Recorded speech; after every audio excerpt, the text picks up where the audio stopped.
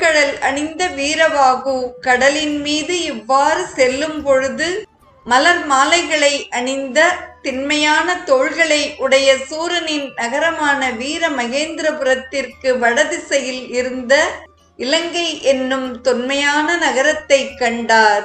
மலைமேல் அமைந்த அந்த காவல் நகரத்தை யாழிமுகன் என்ற அசுரன் காத்து வந்தான்.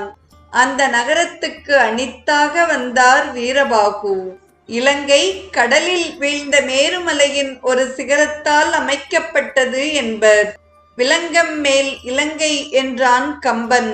இந்த ஒரு அழகான காட்சியையும் பெலங்கடல் வீரவாகு புணரின் மேல் இவ்வாறேகி அலங்கலத்தின் தோள் வெஞ்சூர் அணிநகர் வடாது பாலின் விலங்கலில் வீரன் யாழிவியன் முகத்தவுணன் போற்றும் இலங்கையன் தொல்லை மூதூர் அணித்தெனும் எல்லை சென்றான் என்று போற்றுகிறார். இப்பாடலில் புணரி என்பது கடலை குறிக்கும். அலங்கன் என்றால் மாலை என்று பொருளாகும்.